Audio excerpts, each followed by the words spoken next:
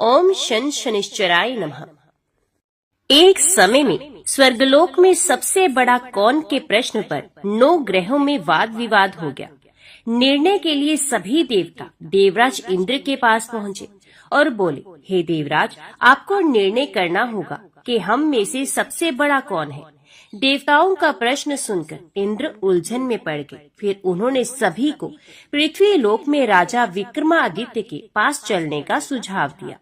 सभी ग्रह भूलोक राजा विक्रमादित्य के दरबार में पहुंचे। जब ग्रहों ने अपना प्रश्न राजा विक्रमादित्य से पूछा तो वे भी कुछ देर के लिए परेशान हो गए, क्योंकि सभी ग्रह अपनी अपनी शक्तियों के कारण महान थे। किसी को भी छोटा या बड़ा कह देने से उनके क्रोध के प्रकोप से भयंकर हानि पहुंच सकती थी। अचानक राजा विक्रमादित्य को एक उपाय सूझा और उन्होंने विभिन्न धातुओं से जैसे सोना, चांदी, कांसा, तांबा, सीसा, रांगा, जस्ता, अभरक और लोहे के 9 आसन बनवाए। सबसे आगे सोना और सबसे पीछे लोहे का आसन रखा गया। उन्होंने सभी देवताओं को अपने अपने आसन पर बैठने को कहा। उन्होंने कहा, जो जिसका आसन हो ग्रहण करे। जिसका आसन सबसे पहले होगा वे सबसे बड़ा तथा जिसका बाद में होगा वे सबसे छोटा होगा। चूंकि लोहे का आसन सबसे पीछे था, इसलिए शनि देव समझ गए कि राजा ने मुझे सबसे छोटा बना दिया है। इस निर्णय से शनि देव रुष्ट होकर बोले, हे राजन, तुमने मुझे सबसे पीछे बैठाकर मेरा अपमान किया है। तुम मेरी शक्तियों से परिचित नहीं हो। सूर्य एक राशि पर 1 महीने रहते हैं, चंद्रमा 2 महीने 2 दिन तक, मंगल 1.5 महीने, बुध और शुक्र 1 महीने, बृहस्पति 13 महीने तक रहते हैं। लेकिन मैं किसी भी राशि पर 2.5 वर्ष से लेकर 7.5 वर्ष तक रहता हूँ। बड़े बड़े देवताओं को मैंने अपने प्रकोप से पीड़ित किया है। अब तू भी मेरे प्रकोप से सावधान रहना। इस पर राजा विक्रमादित्य बोले, जो कुछ भाग्य में होगा देखा जाएगा। इसके बाद अन्य ग्रहों के देवता तो प्रसन्नता के साथ चले गए, परंतु शनि देव बड़े क्रोध के साथ वहां से विदा हुए। कुछ समय बाद जब राजा विक्रमादित्य पर 7.5 की दशा आई तो शनि देव ने घोड़े के व्यापारी का रूप धारण किया और बहुत से घोड़ों के साथ विक्रमादित्य के नगर में पहुंचे। राजा विक्रमादित्य उन घोड़ों को देखकर एक अच्छे से घोड़े को अपनी सवारी के लिए चुनकर उस पर चढ़ गए। राजा जैसे ही उस घोड़े पर सवार हुए, वे बिजली की गति से दौड़ा। तेजी से दौड़ता हुआ घोड़ा राजा को दूर एक जंगल में ले गया और फिर वहां राजा को गिराकर गायब हो गया। राजा अपने नगर लौटने के लिए जंगल में भटकने लगा, पर उसे कोई रास्ता नहीं मिला। राजा को भूख प्यास लग रही थी। बहुत घूमने पर उन्हें एक चरवाहा मिला। राजा ने उससे पानी मांगा। पानी पीकर राजा ने उस चरवाहे को अपनी अंगूठी दे दी और उसे रास्ता पूछकर जंगल से निकलकर पास के नगर में चला गया। नगर पहुंचकर राजा एक सेठ की दुकान पर बैठ गए। राजा के कुछ दूर दुकान पर बैठने से सेठ की बहुत बिक्री हुई। सेठ ने राजा को भाग्यवान समझा और उसे अपने घर भोजन पर ले गया। सेठ के घर में सोने का एक हार खूंटी पर टंगा हुआ था। राजा को उस कमरे में छोड़कर सेठ कुछ देर के लिए बाहर चला गया। तभी एक आश्चर्यजनक घटना घटी। राजा के देखते ही देखते खूंटी सोने के उस हार को निगल गई। सेठ ने जब हार गायब देखा तो उसने चोरी का संदेह राजा पर किया और अपने नौकरों से कहा कि इस परदेसी को रस्सियों से बांधकर नगर के राजा के पास ले चलो। राजा ने विक्रमादित्य से हार के बारे में पूछा तो उन्होंने बताया कि खूंटी ने हार को निगल लिया है। इस पर राजा क्रोधित हुए और उन्होंने चोरी करने के अपराध में विक्रमादित्य के हाथ पांव काटने का आदेश दिया। सैनिकों ने राजा विक्रमादित्य के हाथ पांव काटकर उन्हें सड़क पर छोड़ दिया। कुछ दिन के बाद एक तेली उन्हें उठाकर अपने घर ले गया और उसे कोल्हू पर बैठा दिया। राजा आवाज देकर बैलों को हाँकता रहा। इस तरह तेली का बैल चलता रहा और राजा को भोजन मिलता रहा। शनि के प्रकोप की 7.5 पूरी होने पर वर्षा ऋतु प्रारंभ हुई। एक रात विक्रमादित्य मेघ मल्हार गा रहा था। तभी नगर की राजकुमारी मनभावनी रथ पर सवार होकर उस घर के पास से गुजरी। उसने मल्हार सुना तो उसे बहुत अच्छा लगा और दासी को भेजकर गाने वाले को बुला लाने को कहा। दासी लौटकर राजकुमारी को अपंग राजा के बारे में सब कुछ बता रही थी। राजकुमारी उसके मेघ मल्हार से बहुत मोहित हुई थी और सब कुछ जानते हुए भी उसने अपंग राजा से विवाह करने का निश्चय किया। राजकुमारी ने अपने माता पिता से जब ये बात कही तो वे हैरान रह गए। उन्होंने उसे बहुत समझाया पर राजकुमारी ने अपनी जिद नहीं छोड़ी और प्राण त्याग देने का निश्चय कर लिया। आखिरकार राजा रानी को विवश होकर अपंग विक्रमादित्य से राजकुमारी का विवाह करना पड़ा। विवाह के बाद राजा विक्रमादित्य और राजकुमारी तेली के घर में ही रहने लगे। उसी रात स्वप्न में शनिदेव ने राजा से कहा, राजा, तुमने मेरा प्रकोप देख लिया, मैंने तुम्हें अपने अपमान का दंड दिया है। राजा ने शनिदेव से क्षमा करने को कहा और प्रार्थना की कि हे शनिदेव, आपने जितना दुख मुझे दिया है अन्य किसी को न देना। शनिदेव ने कहा, राजा, मैं तुम्हारी प्रार्थना स्वीकार करता हूँ। जो कोई स्त्री पुरुष मेरी पूजा करेगा, कथा सुनेगा, जो नित्य ही मेरा ध्यान करेगा, चींटियों को आटा खिलाएगा, ये सभी प्रकार के कष्टों से मुक्त होता रहेगा तथा उसके सब मनोरथ पूर्ण होंगे। ये कहकर शनिदेव अंतर ध्यान हो गए। प्रातः काल राजा विक्रमादित्य की आंख खुली तो अपने हाथ पांव देखकर राजा को बहुत खुशी हुई। उन्होंने मन ही मन शनिदेव को प्रणाम किया। राजकुमारी भी राजा के हाथ पांव को सही सलामत देखकर आश्चर्य में डूब गई। तब राजा विक्रमादित्य ने अपना परिचय देते हुए शनिदेव के प्रकोप की सारी कहानी कह सुनाई। इधर सेठ को जब इस बात का पता चला तो दौड़ता हुआ आया और राजा विक्रमादित्य के चरणों में गिरकर क्षमा मांगने लगा। राजा विक्रमादित्य ने उसे क्षमा कर दिया क्योंकि वे जानते थे कि ये सब तो शनिदेव के प्रकोप के कारण ही हुआ था। सेठ राजा विक्रमादित्य को पुनः अपने घर ले गया और उन्हें भोजन कराया।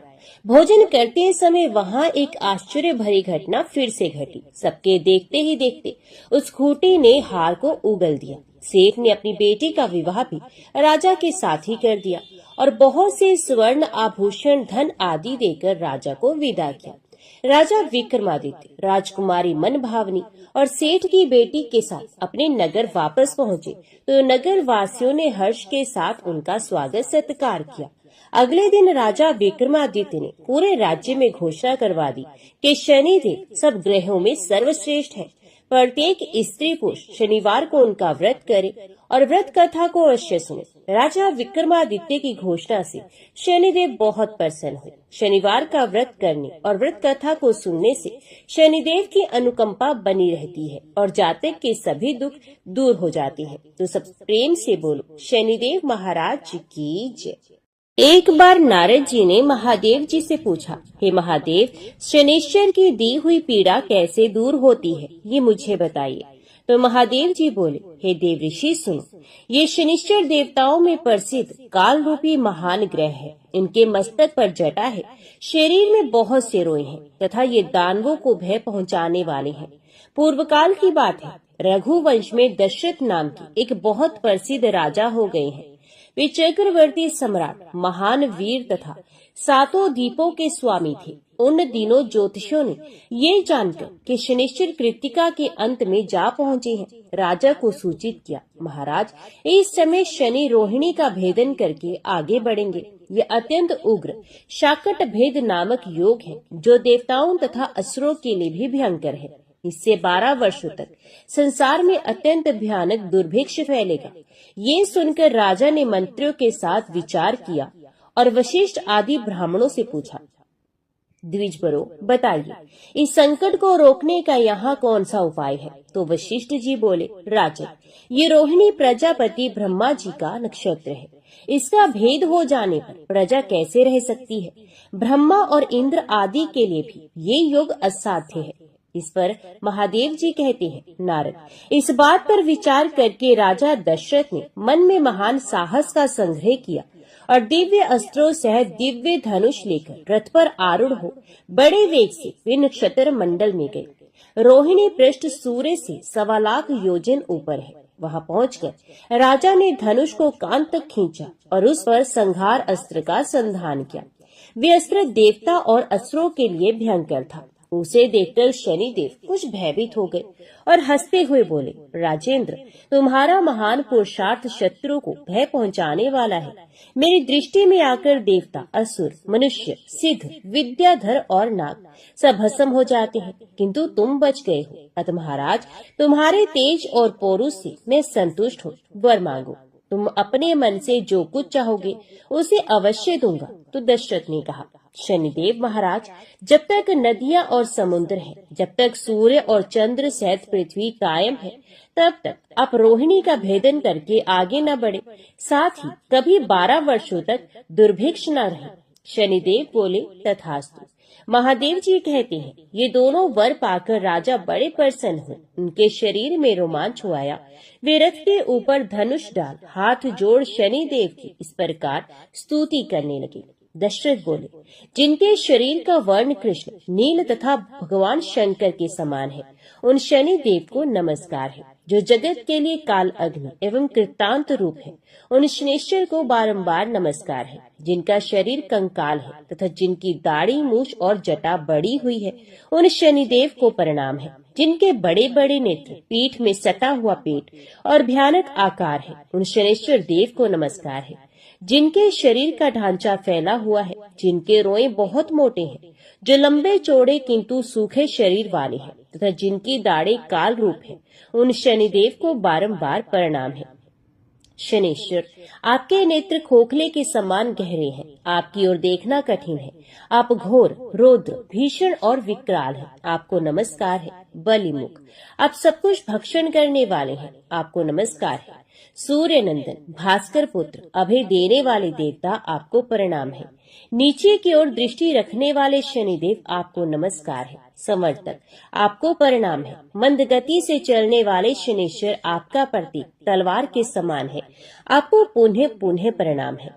आपने तपस्या से अपने देह को दग्ध कर दिया है। आप सदा योग अभ्यास में तत्पर, भूख से आतुर और अतृप्त रहते हैं। आपको सदा सर्वदा नमस्कार है। ज्ञान नेत्र, आपको प्रणाम है। कश्यप नंदन सूर्य के पुत्र शनिदेव, आपको नमस्कार है। आप संतुष्ट होने पर राज्य दे देते हैं और रुष्ट होने पर उसे तत्क्षण हर लेते हैं। देवता, असुर, मनुष्य, सिद्ध, विद्याधर और नाग, ये सब आपकी दृष्टि पड़ने पर समूल नष्ट हो जाते हैं। हे देव, मुझ पर प्रसन्न होइए। मैं वर पाने के योग्य हूँ और आपकी शरण में आया हूँ। महादेव जी कहते हैं, नारद, राजा की इस प्रकार स्तुति करने पर ग्रहों के राजा महाबलवान सूर्यपुत्र शनिश्चर बोले, उत्तम व्रत के पालक राजेंद्र, तुम्हारी इस स्तुति से मैं संतुष्ट हूँ। रघुनंदन, तुम इच्छा अनुसार वर मांगो, मैं तुम्हें अवश्य दूंगा। तो दशरथ बोले, हे सूर्य नंदन, आज से आप देवता, असुर, मनुष्य, पशु, पक्षी तथा नाग किसी भी प्राणी को ना पीड़ा दे।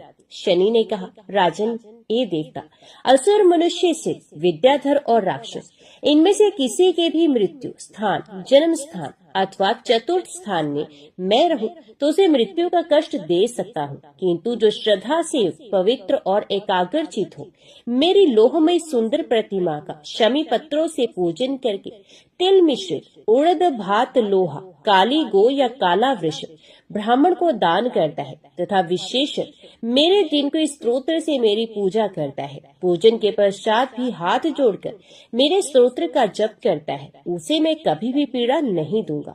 गोचर में, जन्म लगन में, दशाओं तथा अंतरदशाओं में ग्रह पीड़ा का निवारण करके मैं सदा उसकी रक्षा करूंगा। इसी विधान से सारा संसार पीड़ा से मुक्त हो सकता है। रघुनंदन, इस प्रकार मैंने युक्ति से तुम्हें वरदान दिया है। नारद, वे तीनों वरदान पाकर उस समय राजा दशरथ ने अपने को कृतार्थ माना। वे शनिश्चर को नमस्कार करके उनकी आज्ञा लेकर रथ पर सवार हो बड़े वेग से अपने स्थान को चले गए। उन्होंने कल्याण प्राप्त कर लिया था। जो शनिवार को सवेरे उठकर स्तोत्र का पाठ करता है तथा पाठ होते समय जो श्रद्धा पूर्वक इसे सुनता है, वे मनुष्य पाप से मुक्त होकर स्वर्गलोक में प्रतिष्ठित होता है। तो सब प्रेम से बोलो, शनिदेव महाराज जी की जय।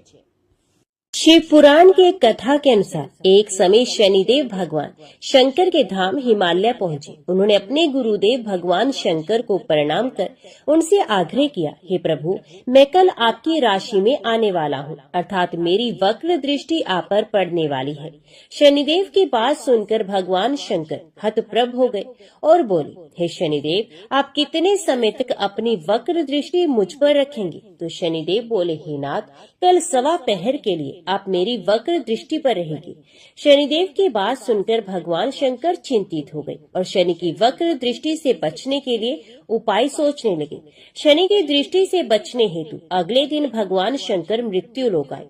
भगवान शंकर ने शनिदेव और उनकी वक्र दृष्टि से बचने के लिए एक हाथी का रूप धारण कर लिया। भगवान शंकर को हाथी के रूप में सवा पहर तक का समय व्यतीत करना पड़ा तथा शाम होने पर भगवान शंकर ने सोचा, अब दिन बीत चुका है और शनिदेव की दृष्टि का भी उन पर कोई असर नहीं होगा। इसके उपरांत भगवान शंकर उन्हें कैलाश पर्वत लौट आए। भगवान शंकर प्रसन्न मुद्रा में जैसे ही कैलाश पर्वत पर पहुंचे, उन्होंने शनिदेव को उनका इंतजार करते पाया। भगवान शंकर को देखकर शनिदेव ने हाथ जोड़कर प्रणाम किया। भगवान शंकर मुस्कुराकर शनिदेव से बोले, आपकी दृष्टि का मुझ पर कोई असर नहीं हुआ। ये सुनकर शनिदेव मुस्कुराए और बोले, मेरी दृष्टि से ना तो देव बच सकते हैं, ना ही दानव, यहाँ तक कि आप भी मेरी दृष्टि से बच नहीं पाए। ये सुनकर भगवान शंकर आश्चर्यचकित रह गए। शनिदेव ने कहा, मेरी ही दृष्टि के कारण आपको सवा पहर के लिए देव योनि को छोड़कर पशु योनि में जाना पड़ा। इस प्रकार मेरी वक्र दृष्टि आप पर पड़ गई और आप इसके पात्र बन गए। शनिदेव की न्याय प्रियता को देखकर भगवान शंकर प्रसन्न हो गए और शनिदेव को हृदय से लगा लिया। तो सब प्रेम से बोलो, शनिदेव महाराज की जय। अभी सुनिए भगवान गणेश और शनिदेव की कथा। सूत जी बोले, हे शौनक, अब मैं एक अन्य उपाख्यान सुनाता हूँ जिसमें भगवान महागणेश्वर के दर्शन के लिए शनिश्चर का आगमन हुआ था। शनि ने सोचा, दीर्घ काल से मैं उनके दर्शन से वंचित रहा हूँ, इसलिए स्वयं ही कैलाश शिखर पर चलना चाहिए। वहाँ शिव शिवा के दर्शनों का लाभ सहज में ही मिल जाएगा। ऐसा निश्चय कर शनिदेव ने कैलाश की ओर प्रस्थान किया। शिव जी की सभा लगी थी। इधर उधर अनेका अनेक देवगण, ऋषिगण, सिद्धगण आदि बैठे थे। उस समय भगवान शिव जी मध्य सिंहासन पर विराजमान थे। साक्षात भगवान श्री हरि और ब्रह्मा जी भी उस समाज में उपस्थित थे। ब्रह्मा जी के सामने समस्त लोकों का साक्षी धर्म मूर्तिमान खड़ा था। उसी समाज में देवराज इंद्र भी एक श्रेष्ठ आसन पर आसीन थे। पार्वती जी के पिता हिमाचल भी पधारे हुए थे और अनेक शिवगण उनके सत्कार आदि में लगे हुए थे। सूर्य और चंद्रमा दोनों ही इधर उधर बैठे हुए उस समय प्रकाश फैला रहे थे। नृत्य करने वालों की मंडलियां नृत्य में तत्पर थी। गंधर्व गण और किन्नर गण गायन वादन कर रहे थे। श्रुतियां सुनने में सारभूत एवं सुरदायक भगवान श्री हरि के स्तवन में निमग्न थी। इस प्रकार कैलाश शिखर पर आनंद उत्सव मनाया जा रहा था। ऐसे ही समय में भगवान सूर्य देव के प्रतापी पुत्र ग्रहेश्वर शनिदेव का वहां आगमन हुआ। वे सूर्य पुत्र सदैव अपने कार्य में निरत, सतत गतिशील एवं महायोगी माने जाते हैं। उस समय कैलाश पर आते हुए शनि अत्यंत विनम्र, सात्विक मूर्ति एवं नतमस्तक थे। उनके नेत्र प्रभु के ध्यान में मूंदे हुए थे। मन में भगवान सर्वेश्वर श्री हरि का नाम जप चल रहा था।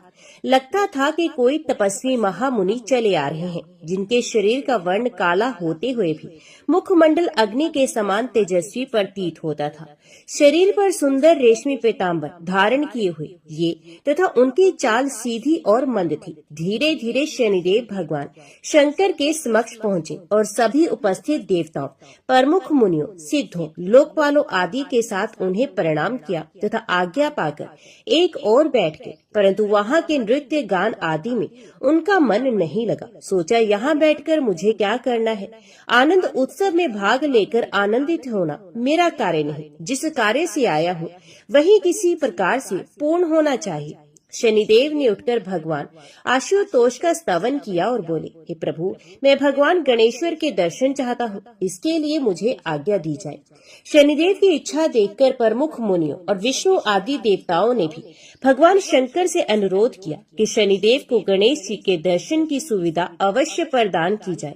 पार्वती नाथ मुस्कुराए और बोले, गणेश्वर के दर्शन करने हैं तो गिरजा नंदिनी के पास जाओ। वत्स, वे वहीं उन्हीं के पास खेल रहा होगा। शनि ने पूछा, माता पार्वती जी इस समय कहाँ होंगी? चंद्रशेखर, मुझे वहाँ भेजने की व्यवस्था की जाए। हे प्रभु, भगवान शंकर ने नंदी को संकेत किया तो नंदी ने शनिदेव को अपने पास बुलाकर धीरे से कहा, शनिश्चर, समाज की शांति भंग मत करो। चुपचाप मंद गति से पार्वती जी के भवन पर जा पहुँचो। वहाँ द्वार पर कोई होगा, वे तुम्हें भीतर पहुँचा देगा, परंतु देखो वक्र गति से ना जाना। शनिश्चर मन ही मन हंसे, सोचा यहाँ परम धाम में भी मेरा वक्र गति का ऐसा भय समाया हुआ है। फिर प्रगट में नंदीश्वर से बोले, नहीं प्रभु, यहाँ ऐसी धृष्टता कैसे कर सकता हूँ? कृपया मुझे ये स्थान तो बताइए जहाँ जगत जननी का भवन विद्यमान है। नंदीश्वर हंसे और फिर बोले, शनिदेव, तुम्हारी दृष्टि से कोई स्थान बचा हो ये मैं नहीं समझता। घूम फिर कर तुम सभी स्थानों का परीक्षण कर लेती हो, तब जगत जननी पार्वती जी का भवन तुम्हारी दृष्टि की पहुंच से कैसे बचा रहा? शनिदेव ने भी हंसकर उत्तर दिया, यहाँ सभी की दृष्टि कुंठित हो जाती है। नंदीश्वर, माया में एवं मायातीत भगवान शंकर की उस महामाया का पार कौन पा सकता है? अब आप कृपा करके मुझे वे स्थान बता दे तो मैं वहाँ पहुँचूं। नंदीश्वर ने कहा, अरे वे सामने ही तो माता गिरजा का भवन दिखाई दे रहा है। देखो वहाँ वे विशालाक्ष भगवान द्वारपाल बने हुए द्वार पर खड़े हैं। शनिश्चर ने वहाँ से उठने का उपक्रम किया और भवन की ओर चले। वास्तव में वहाँ एक अत्यंत सुंदर एवं भव्य भवन अवस्थित था।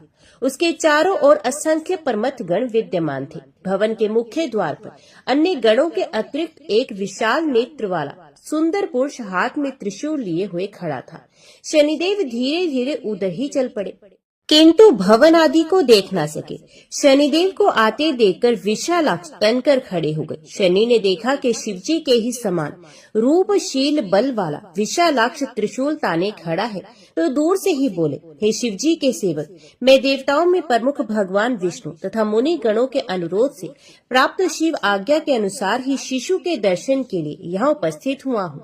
विशालाक्ष ने शनिश्चर के निवेदन पर ध्यान नहीं दिया। ये देखकर उन्होंने पुनः कहा, हे बुद्धिमान, हे वीर, आप कृपया मुझे जगत जननी पार्वती जी के पास ना जाने दें। मैं केवल बालक के दर्शन करके ही वापस लौट जाऊंगा। शनि की विनम्र प्रार्थना सुनकर भी उन्हें भीतर जाने नहीं दिया गया। वे बोले, मैं ना तो देवताओं की आज्ञा का वहन करने वाला हूँ और न ही शिवजी का ही सेवक हूँ।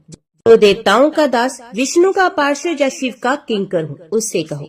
शनिदेव बड़े असमंजस में पड़े। उन्होंने सोचा, अब क्या किया जाए? कोई सामान्य पुरुष होता तो मैं उसे दृष्टि मात्र से तुरंत पीड़ित कर एक ओर डाल देता, परंतु ये तो अद्वितीय पुरुष जान पड़ता है जो शिवजी और वैकुंठनाथ विष्णु को भी कुछ नहीं समझता। इसलिए इसके प्रति अधिक विनम्रता का व्यवहार करना होगा। ऐसा निश्चय कर शनिश्चर ने हाथ जोड़कर प्रणाम किया और बोले, प्रभु, मैं आपके पद, पराक्रम और अधिकार से अनभिज्ञ था, इसी से ऐसा कह बैठा। अब आप मेरे अपराध को क्षमा कर दें, अन्यथा मेरा यहाँ तक आने का परिश्रम तो विफल होगा ही, आशा पर भी तुषारपात हो जाएगा। अतएव कृपा कीजिए प्रभु, प्रसन्न हो जाइए ना। विशालाक्ष प्रसन्न हो गए। उन्होंने पूछा, तुम कौन हो? बालक के दर्शन की इतनी उत्कंठा क्यों है तुम्हारे मन में? इन प्रश्नों को उत्तर मिलने पर ही कुछ प्रयास किया जा सकता है। शनिश्चर ने कुछ विचार कर कहा, नाथ, मैं सूर्य पुत्र शनि हूँ। अपनी कल्याण कामना से भगवान शंकर के दर्शन के लिए आया था। साथ ही जगत जननी और बालक के दर्शन की भी परम अभिलाषा थी। भगवान के दर्शन तो हो गए, माता और बालक के दर्शन शेष हैं, जो आपकी कृपा से ही हो सकते हैं। विशालाक्ष बोले, ग्रहेश्वर, माता की आज्ञा के बिना तुम्हें भीतर जाने देना मेरे लिए संभव नहीं है। तो प्रभु, शनिदेव ने गिड़गिड़ाते हुए निवेदन किया, मैं यहाँ खड़ा हूँ, अब जगत जननी गिरिराज नंदिनी के पास जाकर आज्ञा ले आने की कृपा कीजिए। विशालाक्ष ने कुछ दृढ़ता से कहा, तुम्हारा अनुरोध मानकर मैं भीतर जाता हूँ, पर कहीं तुम भी मेरे पीछे पीछे ना चले आना। जब तक मैं ना लौटूं तब तक यहीं खड़े रहना। उन्होंने विश्वास दिलाया, निश्चिंत रहे प्रभु, मैं यहीं खड़ा हूँ, आपकी प्रतीक्षा करूंगा। भला आप जैसे उपकारी देव की आज्ञा का उल्लंघन कैसे कर सकता हूँ?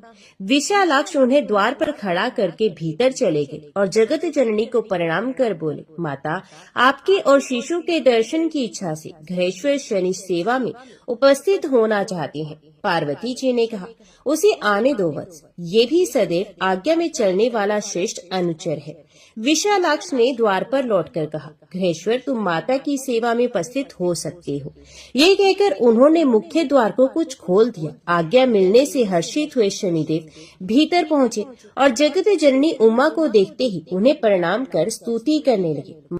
माता एक अति उच्च रत्नमणि जटित स्वर्ण सिंहासन पर विराजमान है। उनके चारों ओर असंख्य देवियां खड़ी थी। 5 प्रमुख सखियां श्वेत चामरों द्वारा निरंतर उनकी सेवा कर रही थी। कुछ अन्य सखियां तांबूल भेंट कर रही थी तो कुछ सुगंधित द्रव्य अर्पण कर रही थी। माता ने अपनी देह पर अग्नि के समान तेजस्वी वस्त्र धारण किए हुए थे। गले में स्वर्ण रत्न आदि के दिव्य हार, हाथों में कंकण आदि आभूषण, भुजदंड पर बाजूबंद, कमर में रतन जटित श्रृंखला, चरणों में नुपुर सुशोभित थे। अद्भुत रूप राशि में वे माता अपने तेज से ही समस्त भवन को प्रकाशित किए हुए थी। उनकी गोद में अद्वितीय शिशु विद्यमान था। उनके समक्ष अप्सराएं और देवांगनाएं नृत्य कर रही थी। किन्नरियां और गंधर्वनियां गायन वादन में तल्लीन थी। इस प्रकार भवन में अद्वितीय आनंद उत्सव मनाया जा रहा था। वातावरण सर्वत्र शांत था। समस्त नारी समाज रस विभोर हो रहा था, परंतु सर नीचा किए रहने के कारण वे कुछ भी देख ना सके। सूर्यपुत्र शनि को अपने चरणों में दंडवत करते देखकर माता प्रसन्न होती हुई बोली, शनेश्वर, हे वत्स, मैं तुमसे अत्यंत प्रसन्न हूँ। तुम निरंतर लोक कल्याण के लिए गतिशील रहते हो, अत आयुष्मान रहकर अपने कार्य का निर्वाह करते रहो। बोलो और क्या चाहते हो? मैं तुम्हारी अभिलाषा सुनना चाहती हूँ। यदि कुछ इच्छा हो तो वर मांग सकते हो। शनिदेव ने कहा, माता, मैं आपके शिशु दर्शन की कामना से यहाँ उपस्थित हुआ हूँ। आप मेरी ये इच्छा पूर्ण करने की कृपा करें। उमा ने कहा, वत्स, शिशु तो मेरी गोद में ही है। मेरे दर्शन के साथ उसके दर्शन भी सहज रूप से हो रहे हैं। अब और जो कुछ चाहती हो वे भी कहो। शनिश्चर ने निवेदन किया, मातेश्वरी, संसार में तप ही प्रधान कर्म है। सभी प्राणी अपने अपने कर्म रूप तप का ही फल भोगते हैं। शुभ या अशुभ कोई भी कर्म किसी भी कल्प में लुप्त नहीं होता। अपने ही कर्म फल रूप में उसे देवता, दैत्य, गंधर्व, किन्नर आदि योनियों की प्राप्ति होती है। कर्म फल से ही जीव इंद्रादि की पदवी प्राप्त करता है अथवा ब्रह्मा प्रभूति रूप ग्रहण करता है। कर्म ही उसे पशु, पक्षी, कीड़ा मकोड़ा आदि का जन्म धारण कराते हैं। कर्म ही मनुष्य देहधारी को राजा, राजमंत्री, सेनापति, आचार्य आदि बना देता है। उसी से राजा के घर में जन्म की प्राप्ति होती है। कर्म ही ऊंच नीच जाति, व्याधि, विपत्ति आदि में कारण होता है। कर्म ही त्रिक योनियों में डालता है। वही जीव को वृक्ष आदि के रूप में डाल देता है। कर्म ही अल्प आयु और दीर्घ आयु के कारण है। वही जीव को चिंता में डालता है और वही चिंताओं से उबारने में समर्थ होता है। कर्म का फल ही मनुष्य को धनवान बनाता है। उसी से अपनी गांठ का बंधन भी निकल जाता है। कर्म से मनुष्य को भाई, संतान एवं स्त्री आदि की प्राप्ति होती है। विषय में आसक्ति अथवा अनासक्ति भी कर्म आदि की प्राप्ति का फल है।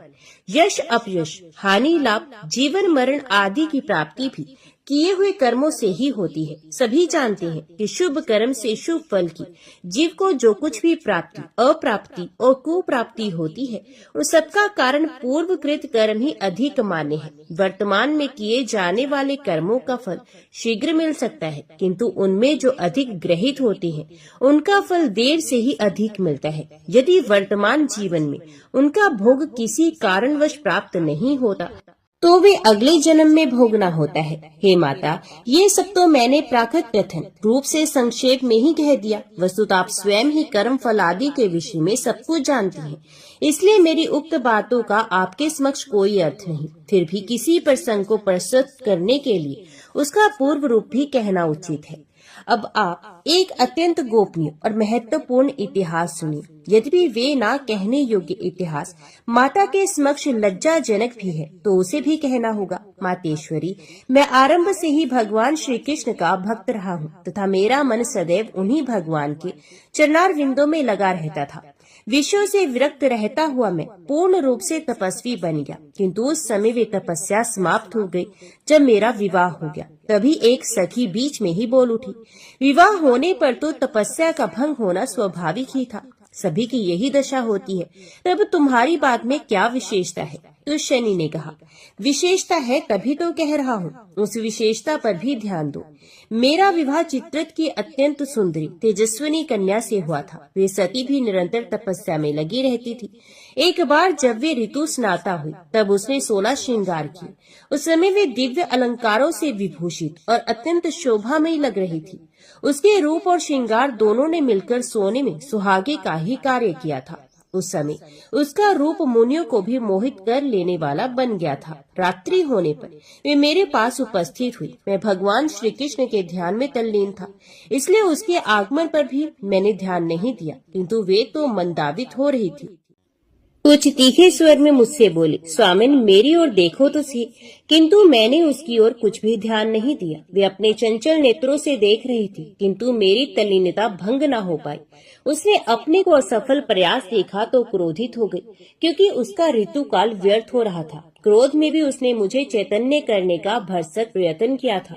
जब वह मेरा ध्यान भंग करने में सफल नहीं हो सकी, तब सहसा कामवती कह बैठी, अरे मूर्ख, तूने मेरी ओर देखा तक नहीं, इस कारण मेरे ऋतुकाल की रक्षा नहीं हो सकी, अर्थात मेरा ऋतुकाल व्यर्थ ही जा रहा है। इस कारण अब तू जिस किसी को भी देखेगा वे अवश्य ही नष्ट हो जाएगा। उसका शाप मेरे कानों में पड़ा, जिससे मेरा ध्यान भंग हो गया। नेत्र खोलकर देखा तो मेरी पत्नी ही खड़ी है।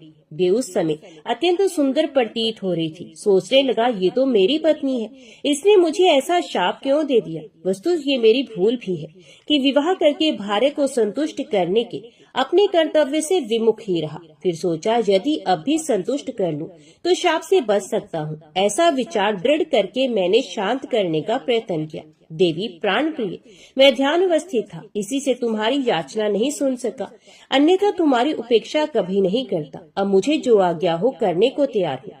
इसी प्रकार मैंने उसे अनेक बार मनाया। जब वे शांत हो गई तब उसे काम्य प्रदान कर उसे शाप मिथ्या करने का आग्रह करने लगा, परंतु अब ऐसी कोई शक्ति नहीं रह गई थी जो अपने शाप को वे नष्ट कर सकती। शाप देने के कारण उसका पातिव्रत धर्म अशक्त हो गया था। उसने बहुत पश्चाताप करते हुए कहा, मुझसे बड़ी भूल हो गई है।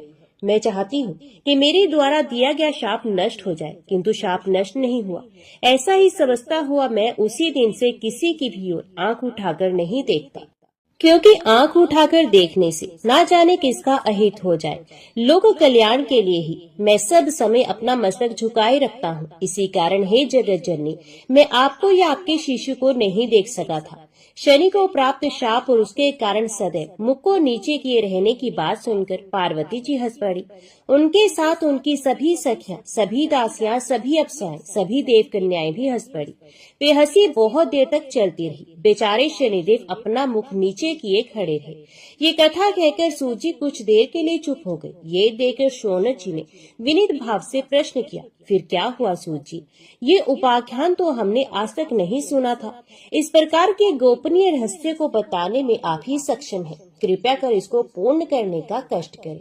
सूत जी कुछ देर तक मौन रहने के पश्चात बोले। शौनक बहुत देर तक हंसने के बाद माता पार्वती ने भगवान श्री हरि का स्मरण किया और फिर बोली, गृहेश्वर, तुम्हें जो शाप मिला है उसका नाश तो हो नहीं सकता, इसलिए जो परिणाम मिलता हो उसके लिए तैयार रहना आवश्यक है। परंतु मेरा विचार है कि शाप का प्रभाव हम पर नहीं होगा, इसलिए तू मुझे और मेरे पुत्र को देख सकता है। शनिश्चर बड़े असमंजस में पड़ गए। इनमें से किसको देखूं अथवा किसी को ना देखूं? यदि देखूं तो कहीं कोई अनिष्ट ना हो जाए, परंतु ना देखने पर भी अनिष्ट होना संभव है, इसलिए शिशु को देख लेना चाहिए। शनिदेव ने धर्म को साक्षी करके पार्वती पुत्र को देखने का निश्चय किया, परंतु पार्वती जी की ओर ना देखना ही उचित होगा। ऐसा निश्चय करके भी आशंका के कारण खिन्न वाले शनि के कंठ, ओष्ठ व तालु शुष्क हो गए। फिर उन्होंने अपने मन को शांत करते अपने दाएं नेत्र के कोने से शिशु के मुख की ओर देखा। शनिदेव का उस शिशु को देखना था कि आशंका साकार हो उठी। उनकी दृष्टि पड़ते ही शिशु का मस्तक छिन्न हो गया। यद्यपि शनि ने दाएं नेत्र के कोण से शिशु की एक झलक ही देखी थी, तथापि शाप का फल ना मिट सका। बालक के मस्तकीय भाग से रक्त की अविरल धारा बह निकली। पार्वती की गोद में रक्त ही रक्त दिखाई देता था, परंतु वे छिन्न हुआ। मस्तक अपने अभिष्ट गोलोक धाम में जाकर भगवान कृष्ण के शरीर में प्रविष्ट हो गया। उस विचित्र घटना से सभी व्याकुल हो गए। देवी गिरजानंदिनी तो अत्यंत शोकाकुल हो गई और रोते रोते उन्हें मूर्छा ही आ गई। जो महिलाएं उनसे दूर स्थित थी वे उधर दौड़ पड़ी। अनेक स्त्रियां चित्र में बनाई जाने वाले के समान स्तंभित सी हुई सखियों ने पार्वती जी को जगाने का बहुत प्रयास किया, किंतु कोई सुपरिणाम ना निकला। भवन में होने वाले घोर कोलाहल को सुनकर नंदीश्वर पता लगाने के लिए दौड़े और फिर लौटकर कहने लगे, हे प्रभु, हे चंद्रमौली, भवन में बड़ी विचित्र दुर्घटना घट गई है। शिशु के दर्शन के लिए आए हुए शनिदेव ने जो ही बालक के दर्शन किए त्यों ही उसका मस्तक छिन्न होकर उड़ गया। बेचारा शनिश्चर दीनहीन हुआ, सिर झुकाए वहीं खड़ा हुआ है। नंदी की बात सुनकर सभी उपस्थित समाज शोकग्रस्त हो गया। भगवान शंकर तो इतने व्याकुल हो गए कि उन्हें मूर्छा सी आ गई। गिरिराज, हिमाचल, देवराज इंद्र एवं सभी देव, ऋषि, गंधर्व, किन्नर आदि रोने लगे, परंतु भगवान श्री हरि ने तुरंत ही गरुड़ का स्मरण किया और कुछ ही देर में गरुड़ आकर उपस्थित हुए। भगवान श्री हरि उस पर आरूढ़ होकर उत्तर दिशा की ओर चल पड़े। भद्रा नदी के तट के निकट ही भयंकर वन में एक गजराज अपनी सुघड़काई हथनी के साथ सो रहे थे। भगवान श्री हरि उसे देखते ही गरुड़ से उतरे और अपने सुदर्शन चक्र को प्रेरित कर गजराज का मस्तक काट दिया। उस समय इतना भयंकर शब्द हुआ कि 10 दिशाएं कांप गई। उस शब्द ने सभी को जगा दिया। हथनी और उसके बच्चे गजराज की वे दशा देखकर चित्कार करने लगे। इधर भगवान ने गजराज का रक्ताक्त मस्तक गरुड़ की पीठ पर रख दिया। उसी समय हथनी ने आकर गरुड़ का पंख पकड़ लिया और फिर श्री कृष्ण पर वाग्बाणों का प्रहार करने लगी। उसने कहा, तुमने मेरे पति को क्यों मारा? अब उसके सिर को कहाँ लिए जाते हो? मुझे सब वृतांत सत्य सत्य बताओ, नहीं तो मैं तुम्हें शाप दे दूंगी। भगवान बोले, गजेश्वरी शांत हो, मैं इसे मारना नहीं चाहता था। अच्छा तो यही होता कि अन्य कोई जीव मारा जाता, किंतु विवशता तो यही थी कि मेरी दृष्टि में आने वाला प्रथम प्राणी यही था। जिसे कार्य के लिए यह मारा गया उसमें प्रथम दृष्टिगत प्राणी का शीश लेने का ही विधान है। हाथी ने उत्कंठा से पूछा, किंतु तुम्हें किसी प्रथम प्राणी के मस्तक की आवश्यकता ही क्यों हुई? यदि इसका कोई यथार्थ कारण बता सकोगे तो मैं तुम्हें शाप देकर ही नष्ट कर डालूंगी, इसलिए मेरे प्रश्न का उत्तर तुरंत दो। भगवान बोले, पार्वती जी के पुत्र का दर्शन करने के उद्देश्य से गृहेश्वर शनि उसके भवन में गए थे। उन्होंने जो ही बालक पर एक दृष्टि डाली कि उसका मस्तक छिन्न होकर ऊपर की ओर उड़ गया। इसके फलस्वरूप जगत जननी पुत्र वियोग के शोक से मूर्छित हो गई है। हथनी बोली, तो वे कौन सा न्याय है कि एक शिशु की प्राण रक्षा के लिए निरपराध गजराज की ही हत्या कर दी गई? सिर उड़ाना था तो शनिश्चर का ही उड़ाते, क्यों वे दुष्ट सदैव ही लोक विरुद्ध कार्य ही करता रहता है। विष्णु बोले, हे देवी, शनिश्चर भगवान श्री कृष्ण का परम भक्त और अमर और अजय है। उसका मारा जाना किसी प्रकार संभव ही नहीं था। फिर ये तो संसार के कल्याण के लिए सदैव गतिशील रहता है, बेचारा एक क्षण को भी तो कहीं विश्राम नहीं कर पाता। हथिनी बोली, संभव है ऐसा हो, पर तुम मेरे पति को किसी भी प्रकार से जीवित कर दो। यदि ऐसा नहीं करोगे तो मैं अब धर्म अधर्म में कुछ भी ना देकर तुम्हें शाप दे दूंगी। भगवान ने कहा, देवी, किसी मरे हुए जीव को मैं कैसे जीवन दान दे सकता हूँ? तुम अपनी हट छोड़कर इसके बदले में मुझसे जो चाहे वो वर मांग सकती हो, मैं वही वर तुम्हें दे दूंगा। हथिनी को इस तर्क से सत्यता नहीं लगी। उसने कहा, देव, तुमने ही उसे मारा है तो तुम ही उसे जीवन दान दे सकते हो। यदि तुम किसी को जीवन प्रदान नहीं कर सकते हो तो उसके प्राण लेने का भी तुम्हें कोई अधिकार नहीं। कहते हैं कि देवता गण तो किसी का सर काटने पर अन्य का सर लगाकर जीवित कर देते हैं। मैं समझती हूँ कि मेरे पति का सर भी तुम इसी कार्य के लिए ले जा रहे होगे। श्री हरि बोले, तुम यथार्थ कहती हो देवी, वस्तुत किसी के प्राण लेने का अधिकार उसी को होना चाहिए जो उसे पुनः जीवन भी प्रदान कर सके। अच्छा, तो मैं भी तुम्हें निराश नहीं होने दूंगा। किसी अन्य देहधारी के मस्तक की खोज करता हूँ, उसे तुम्हारे पति के धड़ पर लगा दूंगा। हथिनी ने हठ किया, तो मेरे पति का मस्तक ही इसे धड़ पर लगा दो। पार्वती के पुत्र के लिए अन्य किसी का मस्तक लगा देना। मैं समझती हूँ कि तुम मेरे साथ अन्याय नहीं करोगे। भगवान ने उसे समझाते हुए कहा, देवी, ये मस्तक तो हमें नहीं मिल सकता, क्योंकि प्रथम दृष्टिगत जीव का मस्तक लगाने से मृत्यु की जीवन रक्षा हो सकती है। तुम धैर्य रखो, मैं अभी किसी जीव को लाकर इसे पुनर्जीवित करता हूँ। हथिनी चुप हो गई। भगवान गरुड़ पर सवार हुए और कुछ ही दूर पर अन्य हाथी को देखकर उसका मस्तक काटा। वे मस्तक गजराज की धड़ पर रखकर जोड़ दिया और अनुग्रह पूर्वक जीवन दान देकर बोले, उठो गजराज, बहुत देर से सो लिए, अब निद्रा का समय निकल चुका है। गजराज ने आंखें खोलकर सोते से जागते हुए के समान देखा। भगवान को देखकर उनके चरणों पर मस्तक रख दिया और स्तुति करने लगा, प्रभु, आज मैं अत्यंत धन्य हो गया। जिन भगवान श्री हरि के दर्शन करोड़ों जन्म तपस्या करने पर भी नहीं होते, उनका सौभाग्य मुझे सहज में ही प्राप्त हो गया है। हे नाथ, आप चतुर्भुज, किरीटधारी, शंख चक्र आदि से संवित, समस्त दिव्य आयुधों से सुसज्जित तथा गरुड़ पर आरूढ़ होकर गमन करने वाले हैं। आपको मेरा बारंबार नमस्कार है। हे प्रभु, आपने मेरा मस्तक छिन्न किया, ये बड़े सौभाग्य की बात हुई। साक्षात आपके द्वारा मारा जाना तो निश्चय ही मोक्ष रूप परम पुरुषार्थ का कारण होता है।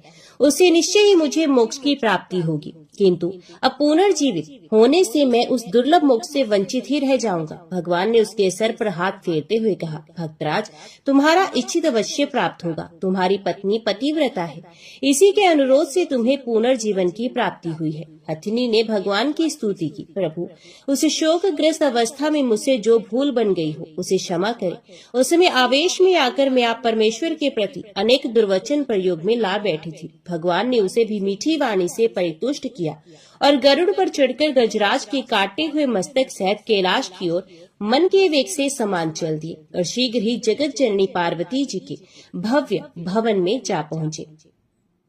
भगवान श्री हरि को हाथी के मस्तक सहित आते देखकर सब उपस्थित समुदाय ने खड़े होकर उनका स्वागत किया। जब पार्वती जी को ये ज्ञात हुआ कि शिशु के धड़ पर हाथी का मस्तक जोड़ा जाएगा, तब वे अधिक व्याकुल होती हुई बोली, जनार्दन, तुम मेरे पुत्र को निरह पशु ही बना देना चाहती हो। अवश्य इसके वध में तुम्हारा ही हाथ रहा होगा, क्योंकि तुम किसी को सुखी नहीं देखना चाहते। मेरे शिशु होने के समाचार से तुम्हें ये भय हुआ होगा कि कहीं बड़ा होकर मेरी पदवी ना छीन ले, इसलिए शनिश्चर को साथ लेकर यहाँ आ गए। फिर हमें अनुग्रहित बनाने की दृष्टि से हाथी का मस्तक ले आए, जिससे कि मेरा पुत्र पशु और महामूर्ख बना रहे। कहो, तुम्हारी चाल यही थी ना, जो प्राय सफल हो गई। भगवान मुस्कुराए।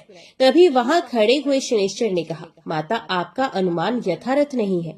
भगवान श्री हरि तो शिव सभा में बहुत पहले से विराजमान थे, उनसे मेरी भेंट कभी हुई ही नहीं।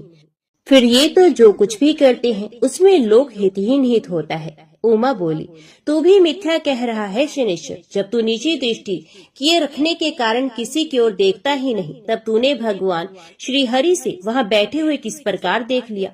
इसे यही प्रतीत होता है कि मेरे पुत्र की हत्या के षड्यंत्र में तुम भी सम्मिलित रहे हो और तुमने जानबूझकर ही मेरे पुत्र को मार डाला है। शनिदेव ने अत्यंत विनयपूर्वक कहा, जगत जननी, आप शंका मत करिए।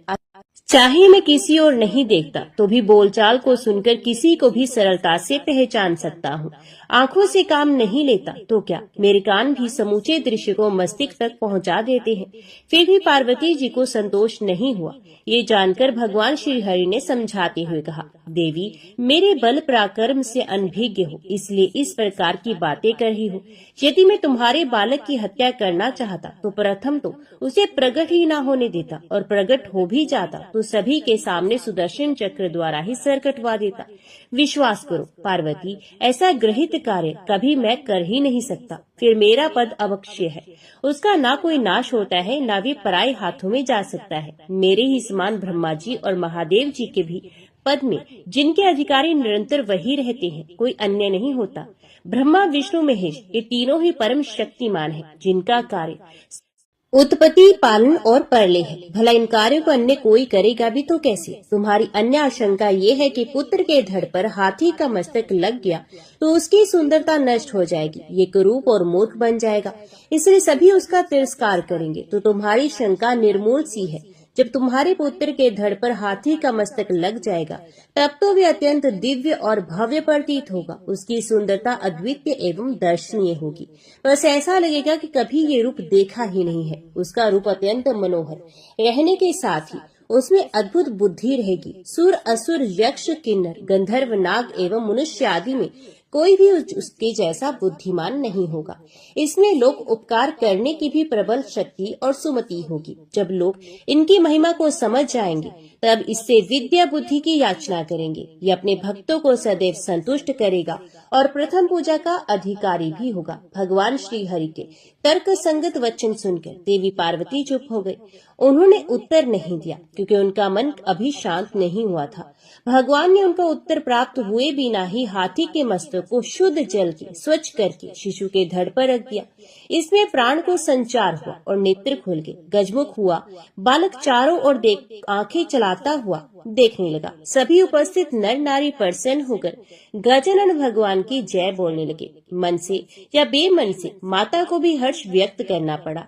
उनके स्तनों में दूध उतर आया तो वे गजमुख को गोद में लेकर स्तनपान कराने लगी, परंतु पार्वती के चित्त में उसके प्रति अधिक स्नेह जागृत नहीं हुआ जानकर भगवान श्री हरि उन्हें पुनः समझाने लगे। चतुरानन, ब्रह्मा जी से कीट पर्यंत ये संपूर्ण विश्व अपने ही कर्म अनुसार भोगों को प्राप्त होता है। हे शिवे, आप तो स्वयं ही जगत के लिए बुद्धि स्वरूपा है, अतः आप किस तथ्य से अनभिज्ञ हैं, अर्थात सभी को जानती हैं। अपने अपने कर्म अनुसार प्राणियों को सैकड़ों कल्प पर्यंत भोग भोगना पड़ता है और इसी कारण शुभ अशुभ कर्मों के वशीभूत हुए प्राणी प्रत्येक योनि में भोगों को निरंतर प्राप्त करते रहते हैं। हे सती, ये कर्म फल का भोग ही है। इंद्र को भी कभी कभी कीट योनि में जन्म लेना होता है तथा कभी कभी अत्यंत तपस्वी पुरुष भी अपने शुभ कर्मों के कारण इंद्र पद प्राप्त कर लेता है। हे गिरजे, प्राकृतिक कर्म के बिना सिंह किसी मक्खी को भी नहीं मार सकता। इसके विपरीत पूर्व जन्म के प्रथम कर्म के फल से एक मच्छर भी हाथी को मार सकता है। कर्मों के फल से ही सुख दुख भय शोक एवं आनंद की प्राप्ति होती है। शुभ कर्मों के फलस्वरूप सुख और हर्ष की तथा अशुभ कर्मों के बस सर्व दुख शोक आदि की प्राप्ति होती है। कर्मों के शुभ फल के उपार्जन के लिए भारत देश अत्यंत योग्य एवं पुण्य क्षेत्र है, अर्थात इस देश की भूमि पर कर्म करने का फल शीघ्र ही उत्पन्न हो जाता है। गिरिराज नंदिनी, भगवान श्री कृष्ण ब्रह्मा के भी विधाता, काल के भी काल, निषेक के भी निषेक करता, कर्म फल के परदाता, संहारक के भी संहारक, पालन करता के भी पालक, पर से परे तथा गोलोक के स्वामी है। वही सबके नाथ एवं परिपूर्ण ब्रह्म है। हम ब्रह्मा विष्णु महेश्वर सभी जिस पुरुष की एक कला मात्र है, उसी का एक अंश ये महाविराट है। उस महाविराट के ही लोम छिद्रों में ये समस्त विश्व समाविष्ट रहता है। उसके कुछ कलांश धर्म में विद्यमान है तथा कुछ कलाओं के भी विभिन्न अंश होकर ये संपूर्ण जगत बना है तथा बिना यज्ञ की स्थिति भी उसी में है। इसलिए देवी, तुम सृष्टि के इस रहस्य को समझने की चेष्टा करो। अपने चित्त में उत्पन्न हुई अशांति एवं तर्क वितर्क को त्याग कर अपने पुत्र को संभालो। देखो, वे अत्यंत प्रतापी एवं महिमावंत है। भगवान के उक्त वचन सुनकर पार्वती का चित्त कुछ स्वस्थ हुआ। तब उन्होंने श्री हरि की स्तुति की। प्रभु, आपकी माया बड़ी अद्भुत है, उसमें मैं तो क्या, शिव जी भी मोहग्रस्त हो जाती है। ये मेरी कैसी मूर्खता थी कि आप भी मेरे पुत्र को जीवित करने के प्रयास में लगे थी और मैं मोह में पड़कर आपके प्रति अपशब्द कह रही थी। हे जगन्नाथ, आप विशाल हृदय हैं, मुझे तुच्छ नारी के प्रति रोष को त्याग कर अनुग्रह कीजिए। आपने मेरे पुत्र को जीवित कर मुझ पर बड़ा अनुग्रह किया है, उसमें मैं कभी भूल नहीं सकती। हे दीन बंधु, मुझ मूर्ख स्त्री को क्षमा कीजिए प्रभु। विष्णु बोले, देवी मैं प्रसन्न हूँ, तुम्हारी यश वृद्धि हो और शिशु अमर तप की प्राप्ति करे। ये सभी देवताओं में अत्यंत आदरणीय और सदैव प्रथम स्मरण के योग्य रहेगा। तदुपरांत भगवान विष्णु ने अपने कंठ में धारण की हुई कौस्तुभ मणि बालक के गले में पहना दी। फिर ब्रह्मा जी ने उसे अपना मुकुट पहनाया और धर्मराज ने रत्नों का एक दिव्य अलंकार धारण कराया। इसी प्रकार समस्त उपस्थित देवी देवताओं ने अपने अपने आभूषण आभरण अलंकार आदि प्रदान किए। तब सब प्रकार से संतुष्ट हुए शिवजी ने बालक का स्तवन किया। फिर बोले, गजानन, आपके यहाँ आने से मैं धन्य हो गया। नरदेव पर गज का मुख कैसा शोभायमान प्रतीत होता है, जिसका वर्णन भी इस वाणी से नहीं हो सकता। इस पर सभी देवताओं ने आभूषण आदि के रूप में तुम्हें शक्ति प्रदान की है, इसलिए तुम सदैव विजयी रहोगे। सुर असुर दैत्य राक्षस मनुष्य नाग आदि में ऐसा कोई भी नहीं जो तुम्हारी समता कर सके। तदुपरांत ब्रह्मा जी ने निवेदन किया, हे देवाधिदेव, हे गजमुख, तुम सभी शास्त्रों समस्त विद्याओं सभी कर्मों में स्वयं सिद्ध निष्णात हो। अन्य तो क्या, मैं भी तुम्हारे पांडित्य का सामना करने में समर्थ नहीं। हमारी प्रार्थना है कि तुम सदैव देवताओं के पक्ष का निर्वाह करते रहना। इसके पश्चात समस्त उपस्थित देवताओं, मुनियों, गंधर्वों, किन्नरों, यक्षों, अप्सराओं, देवियों आदि ने भी विभिन्न प्रकार से अपने अपने मत अनुसार गजमुख की स्तुति की। तदनुसार शिव शिवा दोनों ने ब्राह्मणों को करोड़ों रत्न मणि आदि का दान किया। वंदी जनों को सैकड़ों हजारों हाथी घोड़े पर दान किए। तदुपरांत शिव शिवा ने मंगल उत्सव मनाते हुए ब्राह्मणों को भोजन कराया तथा वेद पाठ एवं पुराण पाठ के भी आयोजन हुए। नृत्य गीत आदि भी चलने लगे। अप्सराएं और सूर वनिताएं विविध प्रकार के नाच द्वारा उत्सव को और भी अधिक शोभायमान बना रही थी। इस प्रकार ये उत्सव दीर्घ काल तक निर्बाध रूप से चलता रहा। बेचारे शनिदेव अभी उसी प्रकार नीचा मुख किए खड़े थे। वे संकोच के कारण ना तो जा सके, न उत्सव में ही भाग ले सके। तभी पार्वती जी की दृष्टि शनिदेव पर पड़ी तो उन्हें क्रोध आ गया। शनिदेव को लज्जा से सिकुड़े हुए देखकर क्रोधित हुए पार्वती ने उन्हें शाप दे दिया कि तू सभा के मध्य में ही अंगहीन हो जा। पार्वती के द्वारा सूर्य पुत्र शनि को इस प्रकार शाप दिए जाने पर भगवान सूर्यदेव कुपित हो गए और लाल नेत्रों से देखते हुए बोले, सभी उपस्थित सज्जन देखने कि गिरजा ने मेरे पुत्र को व्यर्थी शाप दिया है। उस बेचारे का किंचित मात्र भी दोष नहीं। वे दर्शन के लिए आया था और गिरजा की अनुज्ञा प्राप्त होने पर ही उसने बालक की केवल झलक देखी थी। फिर अब जबकि बालक पुनर्जीवित हो गया और उसी उपलक्ष्य में उत्सव भी मनाया जा रहा है, तो इस अवस्था में उसे शाप देने का प्रयोजन ही क्या था। कश्यप और यमराज भी क्रुद्ध हो गए और तीव्रता से कहने लगे, शनि का कोई अपराध नहीं। अब जो कुछ भविष्य होता है वे तो होकर रहता है। फिर शनिश्चर तो लज्जा से सर झुकाए खड़ा था, इसलिए इसे अभी शपथ करने की अपेक्षा उस पर दया करनी चाहिए। इस प्रकार कुछ अन्य देवता भी उठकर खड़े हो गए। क्रोध के कारण उनके नेत्र लाल हो रहे थे, ओष्ठ फड़क रहे थे, आवेग के कारण शरीर कांप रहे थे। तभी वे पुण्य बोले, इस शाप की प्रमुख अपराधिनी गिरजा और दूसरे अपराधी विष्णु हैं। हम इन दोनों को ही आज ऐसा शाप देंगे कि जीवन भर अपने कर्म फल रूप का स्मरण करेंगे। ये कहते हुए वे जगत जननी पार्वती जी और श्री हरि को शाप देने को उद्यत हुए देखकर ब्रह्मा जी उठे और उन्होंने उन सब को इस प्रकार समझाया, हे दिनकर, हे कश्यप, हे यमराज, हे अन्यान्य देवगण, इस विवाद को शांत किया जाना ही श्रेयस्कर है।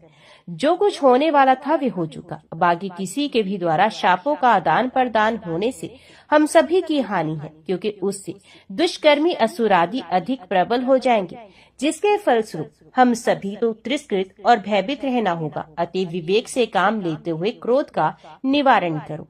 उधर विष्णु और पार्वती जी उन्हें शाप देने को उद्यत हो रहे थे। ब्रह्मा जी ने उनके प्रति भी ऐसा ही निवेदन किया, भगवान, आप सभी के ईश्वर, ज्ञान और बुद्धि के प्रेरक, काल के भी नियंता एवं सर्वसमर्थ हैं। आपका क्रोध समस्त त्रिलोकी को भस्म करने में समर्थ है तथा हे जगन निवास, ये समस्त विश्व आपने ही उत्पन्न किया है, तो अब आपके ही शाप से नष्ट नहीं होना चाहिए। हे प्रभु, यही मेरी प्रार्थना है कि आप क्रोध को त्याग कर शांत होने की कृपा करें।